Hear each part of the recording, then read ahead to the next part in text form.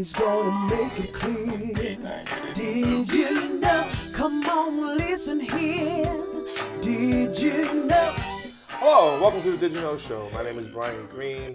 The Did You Know Show is centered around connecting people to home, community, and business resources that you ordinarily may not know about. Today, we are featuring the very, very, very hardworking acts of the Zoe Ministries. And with me today, I have Yolanda Schlabach. She's a registered nurse and a lactation consultant with a background in labor and delivery, a NICU nurse. She earned her bachelor's degree in organizational leadership and management from Regent University and graduated from Liberty University with a master's in human services and counseling. Yolanda attended the University of Maryland, earning a certificate in working with survivors of violence, trauma, or torture. She is currently enrolled in a doctoral program focused on community care, counseling, and trauma for Liberty University. She served as a member of Delaware's Human Trafficking Coordinating Council from 2015 to 2017. She served as a co-chair for the Victim Services Committee during her term. Her full-time volunteer work over the last several years has been noted statewide as she brings human trafficking awareness to the general public, high schools, and coordination training for professionals. She has reached various audiences, including law enforcement, judiciary or attorneys, physicians and medical staff, therapists, social workers, foster care staff and families, and mental health professionals. She's really been out there and have really been doing a lot to really educate all of us on the unfortunate nature of human trafficking. Please welcome to my show, Yolanda Schlabach. How you doing? Good. Thank you for having me. I am so happy to have you and so excited to talk to you. Not so much, I'm really excited to gain knowledge today. And so, in your opinion, how big of a problem is human trafficking in Delaware? Human trafficking is a much larger problem than most of us are aware of. I didn't know anything about trafficking in 2011. Okay. I thought a trafficking victim was somebody that got hit by a car in traffic. Okay. And so when I learned about this issue in the state, and I went to law enforcement, and I went to Department of Justice, and I went to any individual that I thought might know about this issue, and it really wasn't a conversation in our state. There really were no arrests or prosecutions. There was no discussion. There was no awareness. Wow. And I started doing some research online, and on the 95 corridor is a well-known interstate vessel for human trafficking. Didn't know that. And because 95 runs right through Delaware, I thought there's got to be some issues here that we are missing. And just because we're not seeing it, and just because we don't have arrests, doesn't mean it doesn't happen. And so I went next door to Maryland, and I asked their human trafficking task force to give me their victim services survey. They found 396 survivors of human trafficking that they identified and gave services to in 2014. Wow. And I knew that if it was happening in Maryland, it was happening probably in Delaware in the same way. And my concern was that folks would come out of state from the 95 corridor and elsewhere into Delaware to traffic individuals if they didn't want to worry about arrest or prosecution, because 5 to 7 years ago, we weren't looking for this. We weren't aware that it was really even happening. Now, there were pockets of people, but we weren't having a state conversation. We weren't aware of the issue as a whole. And so there were a few of us that got together and did some awareness trainings and some presentations after we learned about it, and we educated ourselves. And there were pockets of law enforcement and victim services folks in law enforcement who were seeing these individuals, but we really didn't have infrastructure in place to be able to handle the survivors that we were finding. And so in 2014, Delaware passed our first statewide legislation against human trafficking, and that was Senate Bill 197. And so Governor Markell signed that bill, and it was about another 2 to 2.5 years until we had our first arrest of a trafficker. So that was back in 2016. So it's only been a few years since we've started having this conversation as a state. So now we have Delaware State Police now trained, thanks to huge shout out to Detective Joshua Rowley from DSP, from Delaware State Police, Okay. who spends 50% of his time in human trafficking cases, the other 50% in major crimes. But he himself is solely responsible for doing the training for DSP last year, and made sure that from the very first cadet all the way up through the colonel received training last year in 2018. So he has done a lot of work. He has an amazing heart and passion and brings great expertise to this state, because we really didn't have anybody making arrests or prosecutions from law enforcement before 2016. And I just wanted to stop you really because I want to go back. That's a lot of information and it's all helpful. As I'm listening to you, and as I'm sure as the listening audience is listening to you, can we just go back to the core? You said something in the beginning, what you thought human trafficking was. But what, as a definition, how would you define it? What's human trafficking? How I would define it in layman's terms, basically it's modern day slavery. Okay. And it's when someone is forced to do something that they don't want to do, or there was some kind of a bait and switch. Okay. For example, there is labor trafficking in Delaware as well as sex trafficking. Okay. So what labor trafficking may look like in our agriculture, our poultry industries, our watermelon farms, they may be in nail salons, they may be in Chinese restaurants. There's a lot of different forms of trafficking. And Polaris.org is a great website to go to determine what kind of, I think they identified 25 different forms of trafficking in the United States. And so while sex trafficking tends to be the plurality of the trafficking in the United States, there is labor trafficking as well.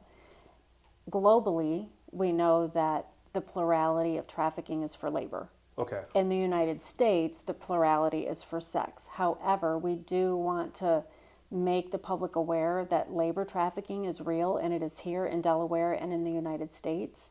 And there are men and boys who are victims, just as there are females and women who are perpetrators. Wow. And so in my mind, when you say, labor trafficking, and then you equate it to slavery, it's almost kind of like what we learned in history years ago, kind of like the indentured servant in a lot of ways, but then a lot more laborious and really confined, because people don't have a lot of choices. And so when you talk about bait and switch, what is that like? What does that mean exactly? I know what bait and switch is, to kind of lure you thinking you're going for one thing, and it turns out to be something different. But how does that relate to human trafficking? Okay, I have a couple examples that I can give you. So when we talk about the definition, my layman's term is modern day slavery. Okay.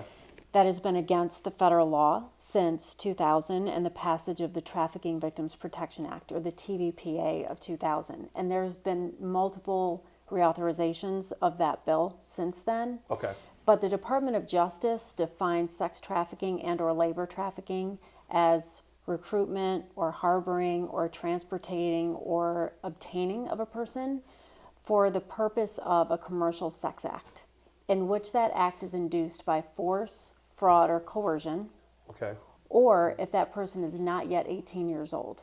Okay. And it would be for the purpose of exchanging sex for anything. So when we talk about commercial sex act, we're not just talking about sex in exchange for money. It can be sex in exchange for absolutely anything. Food. For food or drugs or shelter or groceries. It can be, anything can be exchanged. So if you are 17 years of age or younger, and you are seen in a prostituted situation where you're exchanging sex for something else, you're automatically a human trafficking victim. You don't have to prove force, fraud, or coercion Okay. unless you are 18 years of age or older. So that's according to the Department of Justice. Okay. So if you are 18 years of age or older, caught in a prostituted situation, you have to prove force, fraud, or coercion. And that's sort of where the bait and switch comes in. So I'll give you an example. I believe it was about a year and a half ago, and the Maryland State Police arrested 2 men who were trafficking 2 adult women in Maryland. Okay. And it started out as what we know of as prostitution. So the women were 20 and 25 years old. Okay. And they originally agreed to have their perpetrator or pimp arrange clients for them. But then he beat one of them and threatened to kill her. That's when it becomes trafficking. Okay. When she is now being forced into acts or to be with people that she chooses to not be with. So that force, fraud, or coercion piece is where we cross the line from prostitution into trafficking. So when people say, how do we know the difference between the two? It's the force, fraud, and coercion piece according to the Department of Justice.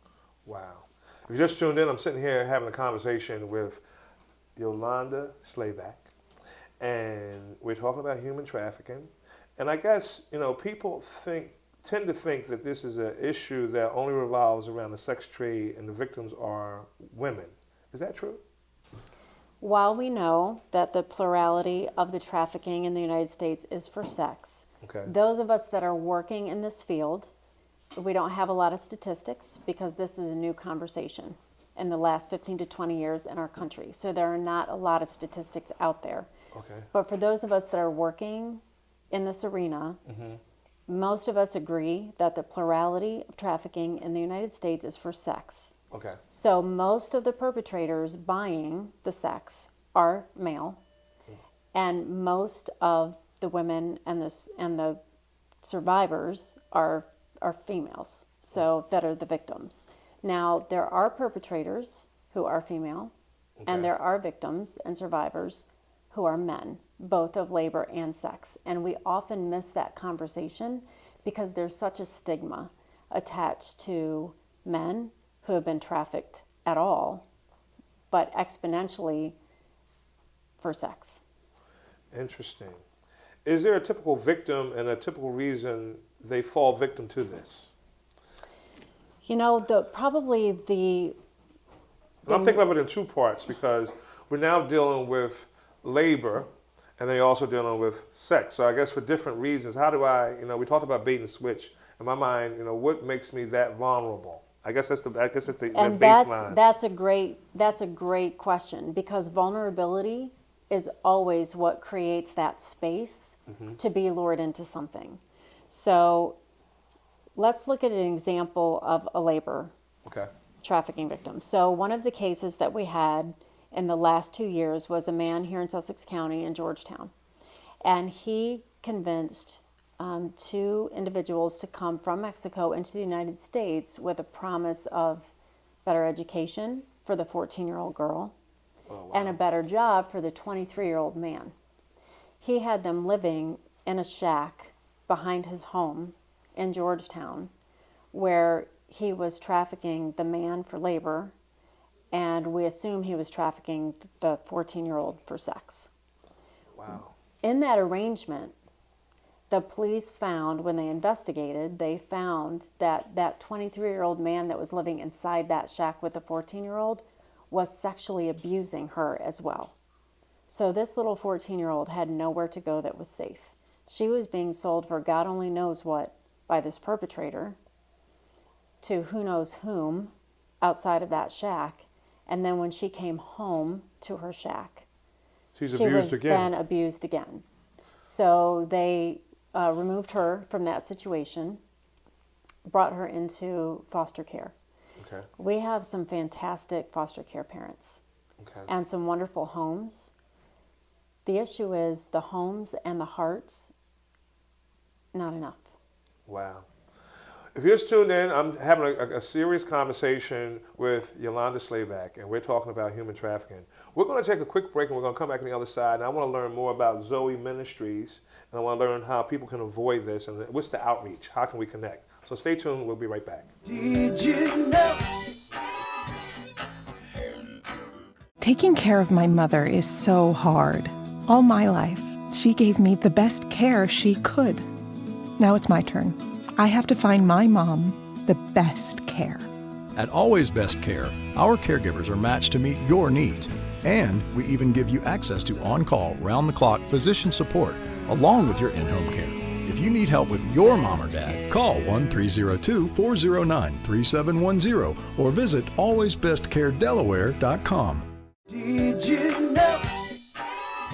Welcome back to the Did You Know Show. My name is Brian Green. Today's show is sponsored by Always Best Care Senior Services. We provide in-home care primarily to seniors, but also those folks that are trying to stay and age in place at home. So today's topic is human trafficking, and we're talking with the lovely Yolanda Schlabach, and she is educating us all on, the different things surrounding human trafficking. But right now, Yolanda, I want to talk about Zoe Ministries. Give us, what is that about? So we formed our 501c3 back in the beginning of 2012. Okay. And our goal was to open an aftercare home for 6 kids, Okay. 6 minors who were in and from Delaware who were survivors of human trafficking, specifically females. Okay. And when we formed our 501c3, I was told this issue didn't happen in Delaware. We didn't have trafficking in Delaware. So it would be impossible to get licensing. It would be impossible to open a home. Nobody would fund it because we don't see this issue here. So when I looked at the Polaris website and I looked at the heat map, which is still available right now if anybody wants to go to polaris.org and look at the Polaris website. It's at the bottom of your screen right now. It shows a little red dot everywhere there is actual trafficking activity or suspected trafficking activity from calling into a national hotline, which I will give you that number in just a few minutes. All right. So you couldn't see Delaware because of all the red along the I-95 corridor. Wow. And so I knew there was a disconnect somewhere between the reality of what was happening and what we were seeing and what we were aware of. And before we can get trained in anything, we have to have an awareness. Before we can prevent anything, we have to have an awareness. Before we can build an aftercare home for kids who've been trafficked, we have to have an awareness. And we have to have training of professional individuals who can identify trafficking victims that are already in their service areas. And so that's one of the ventures that I Okay. went on back early on in the formation of the 501c3. So we spent the first number of years helping pass state legislation and working with law enforcement victim services folks. And part of the 2014 Senate Bill 197 that Governor Markell signed, which was our first human trafficking state legislation, included in that bill was the formation of a human trafficking coordinating council. And there were 5 different subcommittees on that council. And one of those subcommittees was victim services. So I co-chaired that subcommittee with the former cabinet secretary of DHSS, which was Rita Landgraf. Okay. And we co-chaired that together for about 2 years. And so we started the conversation in the state, and we started talking to law enforcement and medical professionals, social workers, adult behavioral health. I did some training in DFS in our kids department. Okay. And so we were able to start identifying. And so Zoe Ministries started in the first couple years simply bringing awareness and talking to the community and helping them understand how they can protect their families and themselves and how they start noticing this in their service areas where they're already working. Because we don't have to look real far to find this population. We just have to know what it is we're looking for specifically in each sector. And so 2 questions come to mind since you kind of hinted to it. One would be, at the bottom of your screen right now, you'll see the Zoe Ministries .org website. And then I guess recognizing the signs, and then how would people, what are some of the signs that people should look for that's watching the program? And then what are the steps softly that you can take? I guess it would have to be discreet because you don't want to really put people in a more vulnerable situation than they already are in. Absolutely. So one of the things that I always want to caution people is to never try and intervene or, quote, rescue somebody from what you perceive could be a dangerous situation, because it could put them in a more dangerous situation. And also yourself. And yourself, absolutely. So anytime you suspect activity that may be potentially trafficking, two things that we ask you to do. The first is to call Delaware State Police and contact Detective Josh Rowley. That number is at the bottom of our screen. And the other phone number is the 1-800 number that I referenced earlier through Polaris. They hold the National Human Trafficking Hotline, and that number is 888-3737-888. And that's also going to be at the bottom of our screen after the detective's information, because that's important. And I would just, from common sense, again, reiterate, you don't want to be a hero because you might put yourself in jeopardy and you might put that person also in jeopardy. And my limited knowledge about human trafficking, too, I would almost also suspect that the people that are doing it are experienced at being discreet and kind of under the radar. And since the show has started, one thing that has stuck with me is the fact that you have to build awareness, which means that people don't really know what they're looking for, one. Right. Or people are, I can't even say denial, are just really not really cognizant that this is happening. Right. Yolanda, what are some of the signs that you can look for? What are some of the signs that you guys consistently see for the layman's eye, if you're out there? Well, we can attack this from a couple different filters. Okay. So if we look at this through the lens of the medical profession, Okay. in an emergency room,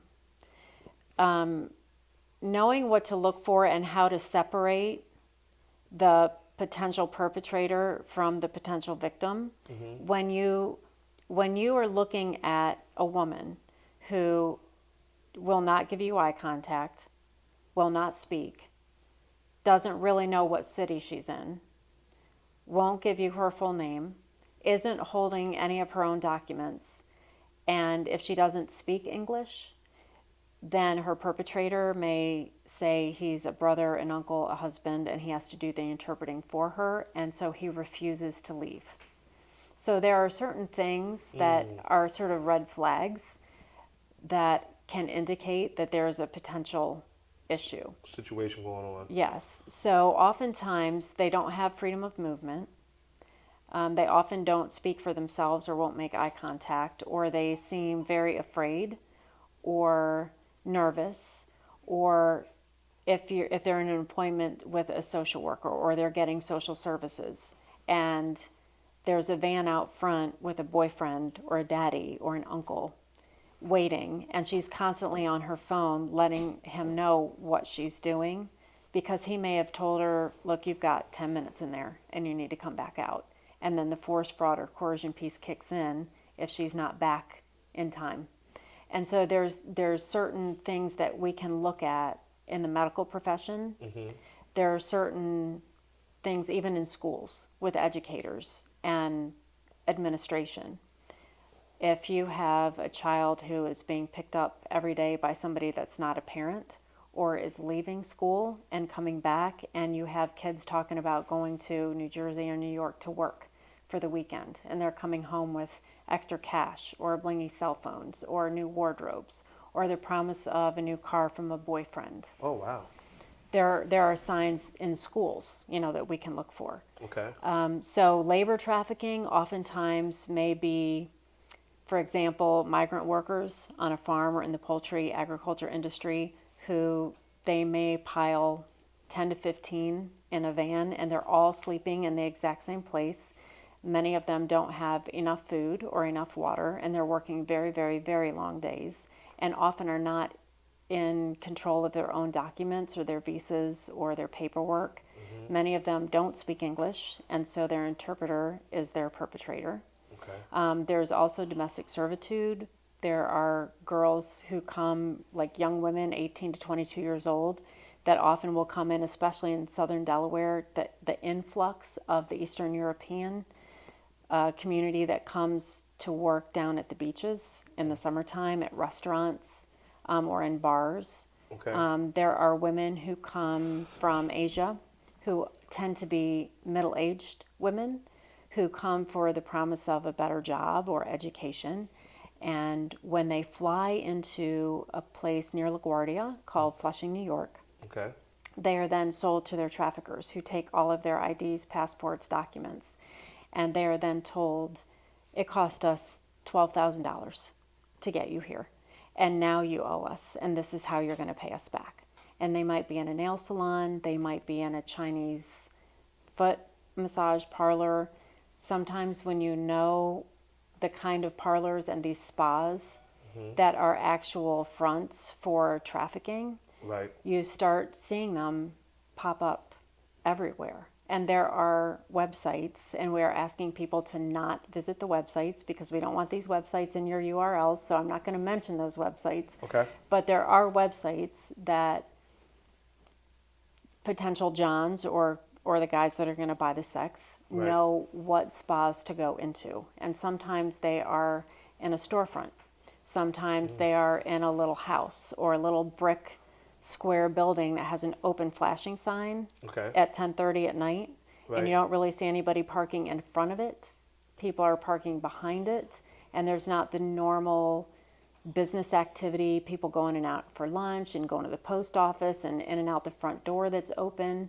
So there's a lot of, because there's 25 different types of trafficking in the United States, each one sort of has specific things that you can look for. Okay.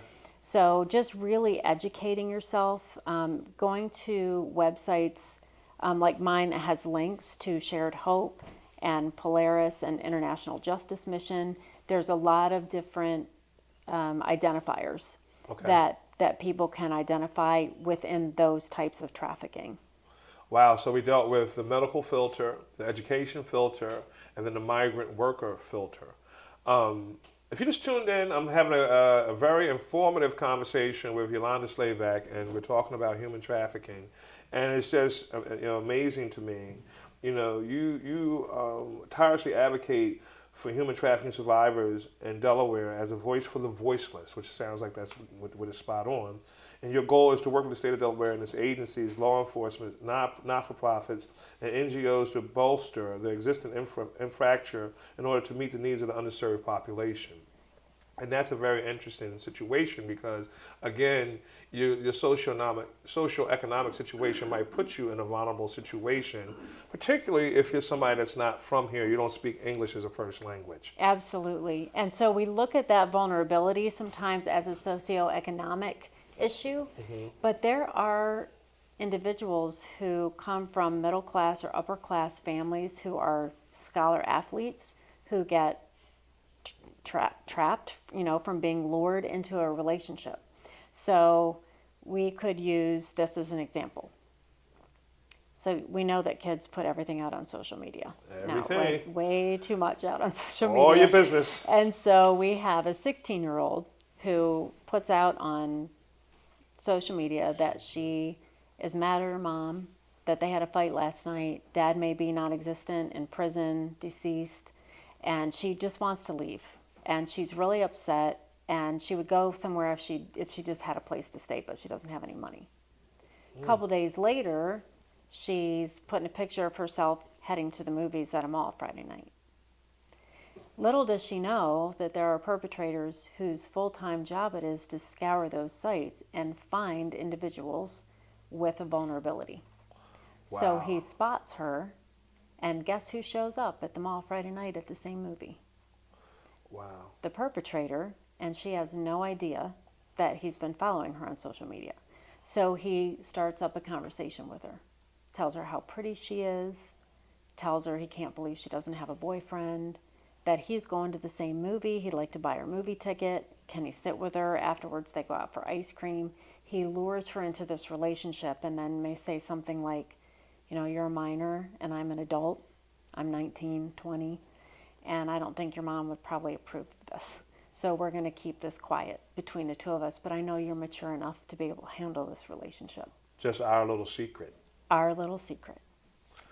Yes. Wow. And that's how the lure begins. And so within a couple months, he is working to capture her heart, capture her attention, and start to alienate her from anyone who might perceive that there's an issue. So that may look like them having sex and him starting to take pictures or videos just for fun because they're in love and that's what he wants to do. To make And me happy. she wants to please him. Right. But 6 months into it, he says, baby, we're going to stack up. so that we can get married when you turn 18. And the way we're going to stack up is I'm going to keep working, but I'm going to set you up on a date. And you're going to go sleep with him or do this sexual service, and he'll give you money, and then you give that money to me, and then I'm going to keep it. And then we're going to stack up and then run away when you're 18. So, She may say, okay, because she may have already been abused at home. And so she's been trained that the one who says, I love you, or the one that's going to take care of you, is going to abuse me in some way. And so her psyche has already been formed around that abuse, especially if it happened as a child or an adolescent. And we know the statistics are 1 in 6. wow. And so there's a huge population out there that is vulnerable, that has an exponential high risk because they've been sexually abused at least once in their life. And so that sets them up to be higher at risk for being trafficked. So once he's taking those pictures and videos, if she says, no, I'm not going to do that, I don't want to do that, then he uses those What he's already obtained. that to he's black- already obtained to use as power over her, because Wow. he knows where she lives, he knows who her friends are, he knows where her mom works, because they've been dating for 6 months. And So nobody else knows this except. nobody else knows except him. So then he has all of that material that he can put out on social media or threaten to. Or he may kill the family dog and shove it in the mailbox as a sign that I know where you live and I'm not afraid to hurt something or someone that you love. So you need to cooperate with this. Wow. We're going to take a break. Listen, viewing audience, if you're like me, you need to take a break. We're going to take a break and come back on the other side, and we're going to continue our conversation about human trafficking and some of the signs.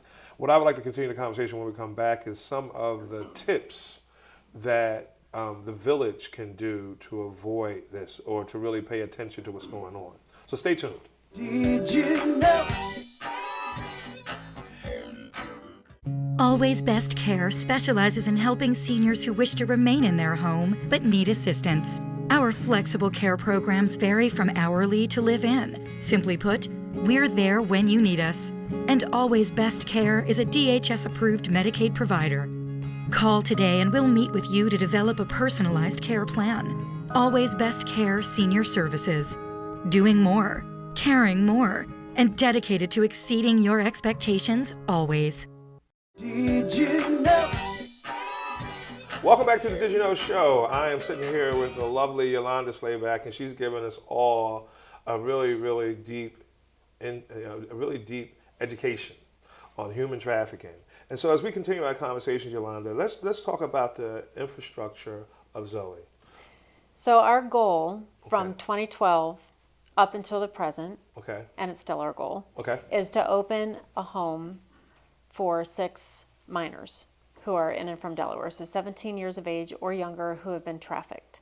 So we will be launching our capital campaign, and we are looking if anybody has property that they'd like to donate or Okay. finances that they'd like to donate. I'm Look gonna at the put bottom of our screen and put in a see the little- website. Put in a little plug. Okay. So our goal is to have 60 plus acres Okay. so that we can not only build and or buy some kind of maybe a farmhouse type on that kind of acreage that would be wooded.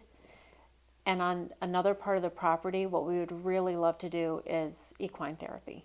So we would love to have horses in a stable because equine therapy is fantastic, not just for trafficking victims, but for anybody who's suffered trauma. So part of our sustainability piece in that and part of the business plan in that is that the equine farm can help support the home for kids, and they can also participate in the equine therapy themselves and help take care of the horses in the stable. But we'd also love to be able to open up that equine farm to any other agencies or CASA workers who feel like the kids that they advocate for in court would benefit from equine therapy, Okay. or foster care kids, or anybody from adult behavioral health or mental health who would have a referral that they could use the equine therapy to benefit their population. So we'd like to be able to open it potentially for those folks as well, being really careful with our security so that we're not commingling our populations, because we have to make sure that safety is always first with our kids. So it would be undisclosed location. At this point, we're not sure exactly where that's going to be yet, but we are just now looking at different properties and talking to a few realtors to try and figure out where in Kent County would be the most central location for all of the state of Delaware to be able to access that if that's what they wanted to do. So then, okay, let's continue the conversation with the community partners. I'm sure you have some allegiances. I'm sure Zoe has some allegiances, so let's talk about that. Yeah, so one of the community partner infrastructures that we've created a few years ago is called DELCAT. So it's Delaware Coalition Against Trafficking. Okay. We welcome anybody that wants to be a part of that. You don't have to work for an agency. You can just have a passion about this topic and want to join us in our effort. We bring awareness trainings to the community, to churches, to foster care families. We go into schools and we educate and train educators. I've also done many presentations for high school students and assemblies.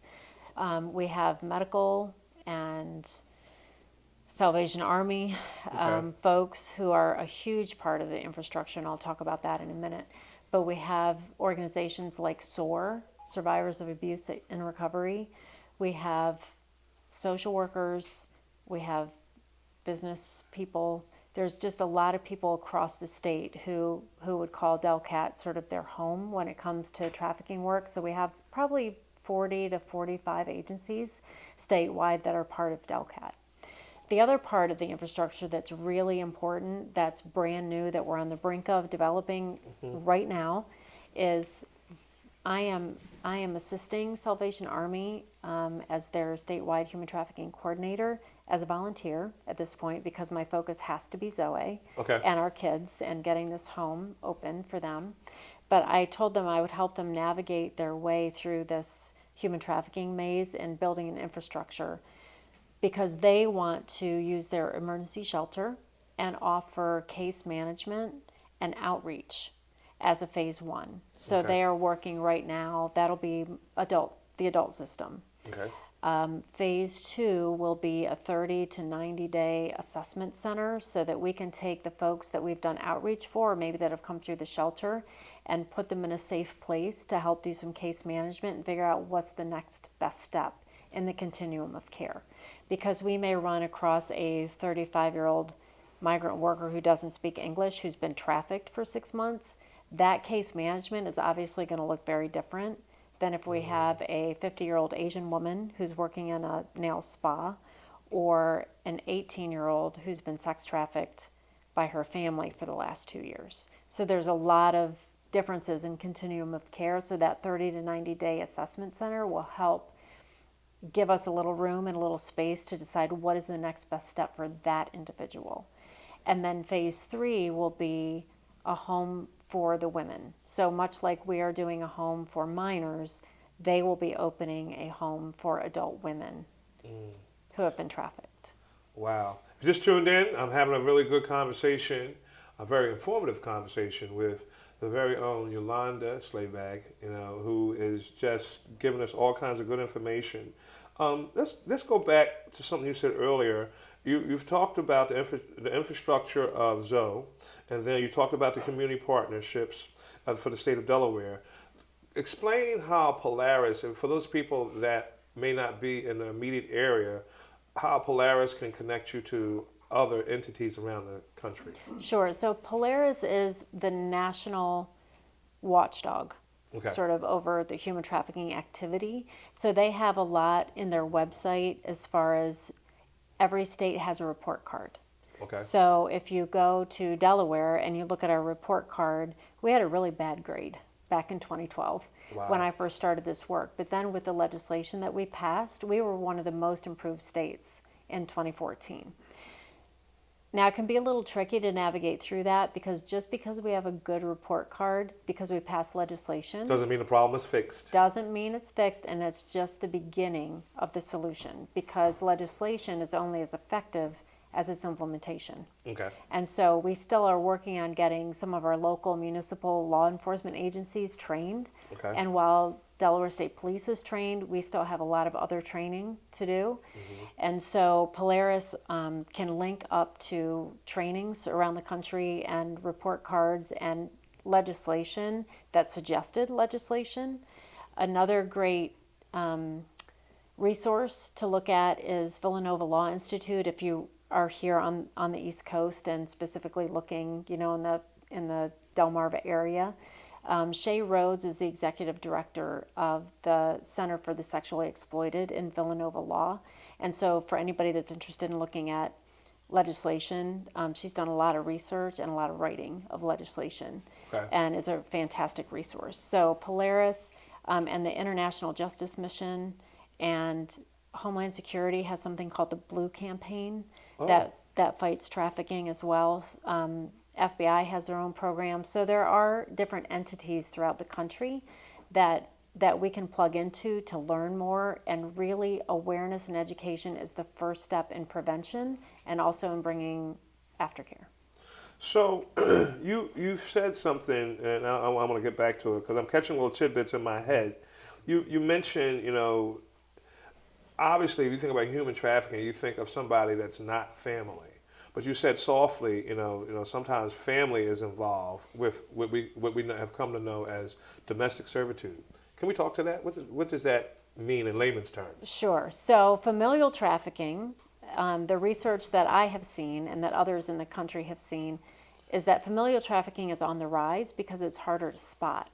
When you're a kid who is being sold on the weekends by one of your parents for sex in exchange for drugs or shelter or food or cash, Right.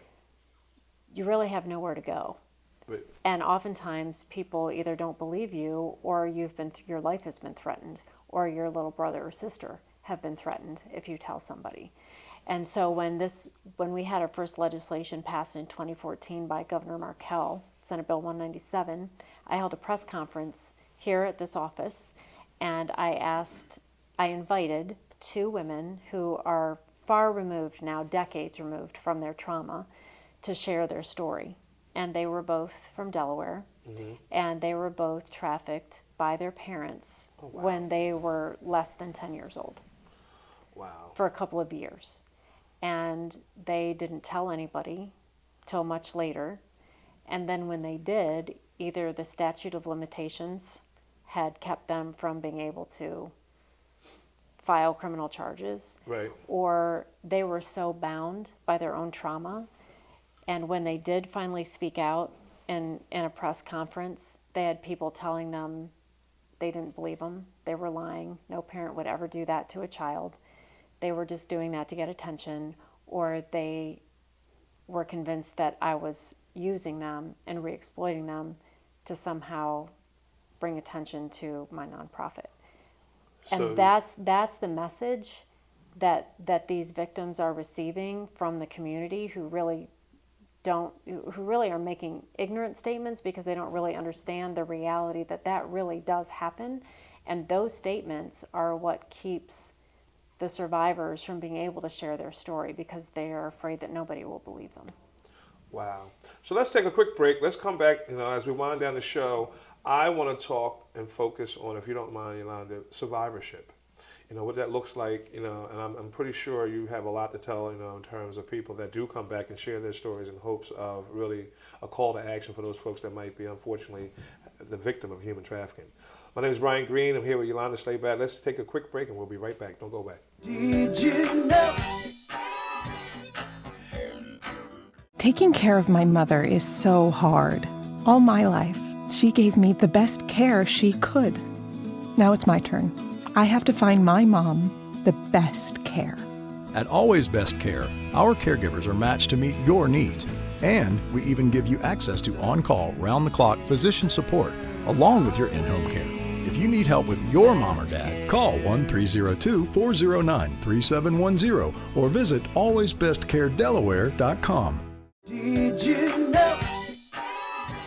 Hello, and welcome back to the Did You Know Show. I'm having a wonderful, informative conversation with Yolanda Schlabach, and it's just so much that we have talked about. But Yolanda, one of the things we talked about just offline was you mentioned a statistic that out of 394 folks that were rescued from trafficking, you say that how many were U.S. citizens? So this was the State of Maryland Human Trafficking Task Force, their Victim Services Survey from 2014. Okay. And they identified and gave services to 396 survivors of trafficking in that 1 year. Wow. Out of that 396, 381 were U.S. citizens. Wow. Because if you're listening to the show and you're thinking that this happens only or primarily to immigrants, it isn't. And then, so to that, can we speak to that as as an outreach and as an informative situation now, and tell immigrants that, or anybody that gets rescued, that they're not going to get deported? That's kind of like a myth, right? Right. So the TVPA of 2000, the Trafficking Victims Protection Act that was passed federally in 2000, protects citizens and non-citizens. So if there is an individual who doesn't speak English, who came into America and found themselves in a trafficking situation, often the perpetrator will tell them that they will be deported or arrested if they tell the authorities what's happening. If that trafficking victim agrees to work with law enforcement and help in the case of prosecution, they will not be deported and they will be kept safe by the federal government to help protect them so that they can bring justice to their situation and arrest the trafficker. Wow. And so one of the other things that we wanted to talk about too, you have the 12 apps that every parent of a teen should know about. Yes, you can find those on my website. Okay. And I just wanted to highlight one because there's so many of us parents that want to help protect our kids. Right. And so social media is one of those hot buttons that it's hard to pull away from kids. And what we don't realize is that when our children are sitting in the same room with us on their phone, perpetrators can access them through that phone and come to our homes and we don't even know it. So for example, there is something called a calculator app. Okay. So if I open up my daughter's phone and I am thumbing through just to look for anything that might look a little bit sketchy, and I pass over this calculator app thinking that that's all it is. What I don't know is that there's a certain app that looks like a calculator, but only the perpetrator and the child know that 4-digit code that will open up that calculator, which then hides pictures and videos and texts and all the communication that they've had between the two of them that often gets passed over because it just looks like a calculator. So looking at our kid's phone and thumbing through is not enough. We have to, these perpetrators are very smart and very cunning, and this is very insidious. It's very hard to just look at a situation and say, yes, this is definitive trafficking, especially in our homes with our kids, because there's so many different ways that kids can be lured into this. It can be a friend of a friend. Oftentimes there's someone called a bottom. Who's a recruiter? Who is actually the go-between between the group of girls that is managed by the pimp or the perpetrator, called a stable. So in that stable of 3 or 4 or 6 girls, there's one that's either the most loyal, that's been there the longest, that's older, that can sort of manage that stable and is the go-between between the girls and the perpetrator. And so oftentimes she is sent out as a recruiter. Okay. And so she may go to the mall so that you're not, if you're looking for a man that's looking for a date, that looks very different than a 20-year-old who's dressed to the nines, who wants to be a big sister or wants to be a friend. You can be just like me. And tell you how to make a lot of money really quickly. Wow. And so as we were talking too, you mentioned something, and it's our understanding that you're a person that has done the TED Talk. Tell us about that. I have done 2 TED Talks Okay. on the topic, and TED Talks are a lot like labor. After the first one, I said I would never do it again. And then enough time passed, I forgot about the pain of it, and I did it again. So the first one is basically an awareness presentation. Okay. So you can go online, you can YouTube my name with TED Talk. And you can see it at the bottom of the screen. And I'd suggest you watch the first one first. And it's for anybody who wants to know more about what trafficking actually looks like in the United States. I show some of the websites. I talk about some of the arrests that were made. And in the second TED Talk, it's more about infrastructure. How do we use the infrastructure that we already have in place in Delaware to help give services and housing to the survivors that we find? And how can people plug in? How can they help?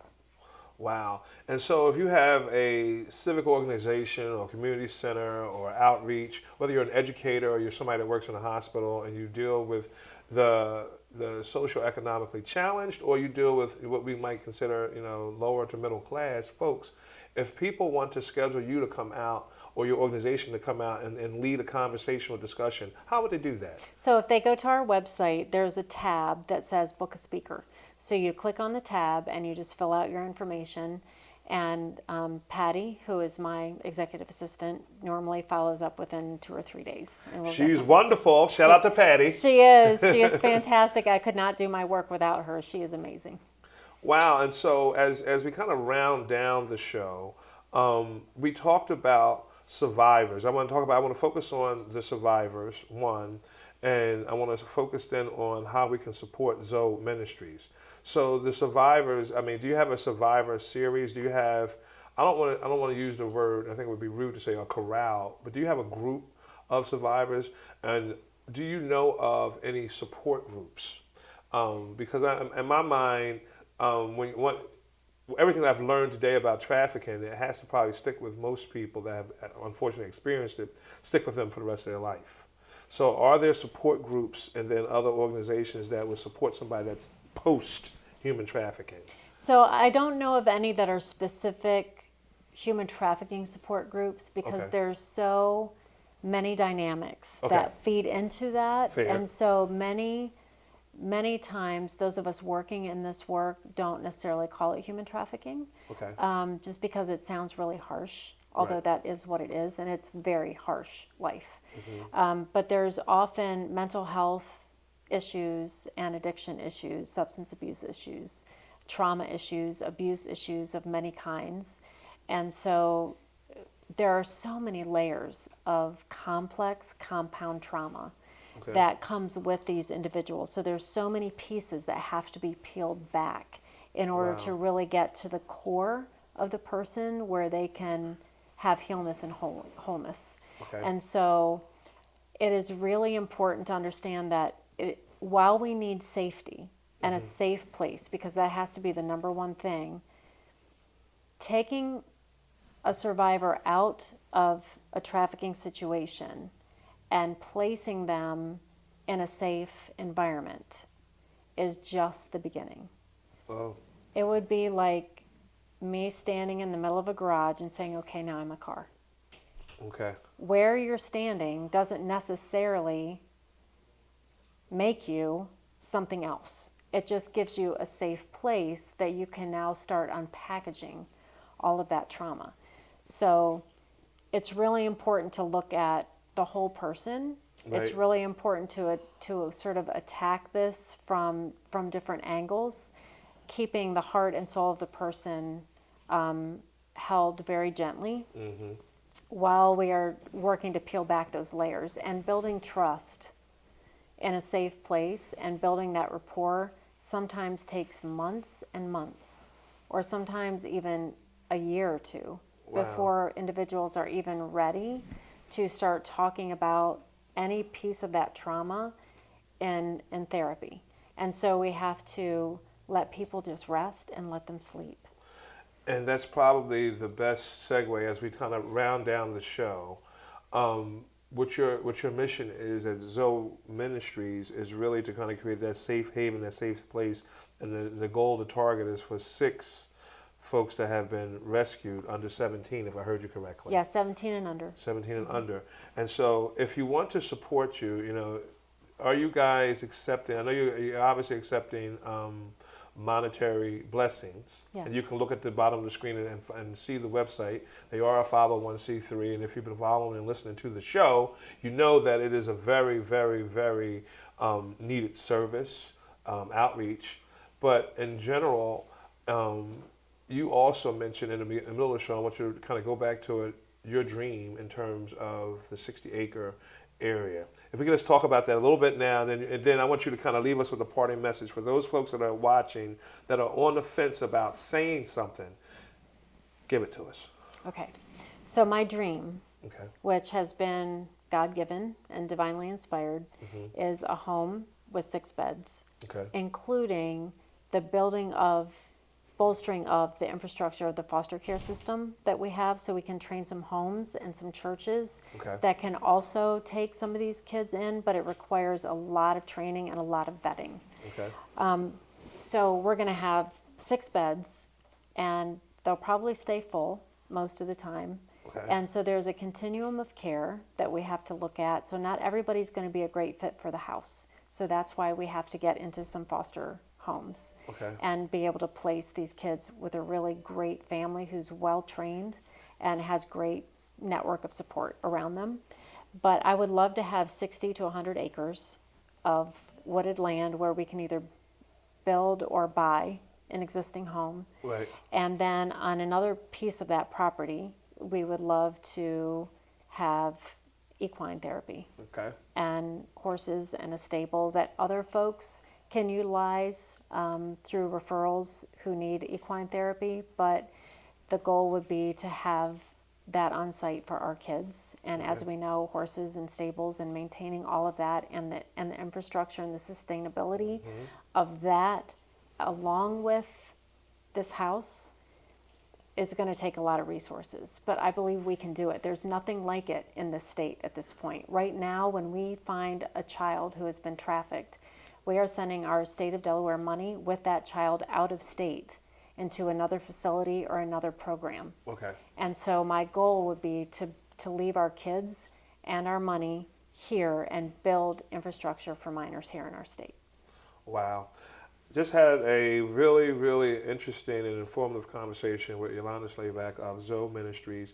The information is at the bottom of the screen. I want to remind our viewers that I am on the radio. You can catch me on Saturday at 4 p.m. on WRD FM, 96.1 FM, 900 AM.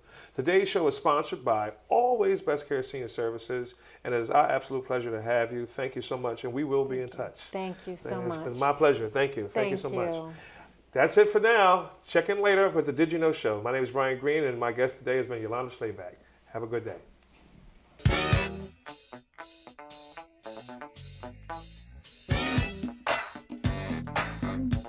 Did you know he'll help you understand? Did you know always a right-hand man? Did you?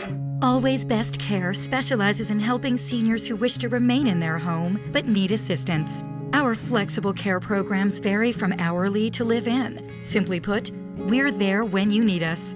And Always Best Care is a DHS-approved Medicaid provider. Call today and we'll meet with you to develop a personalized care plan. Always Best Care Senior Services. Doing more, caring more, and dedicated to exceeding your expectations always.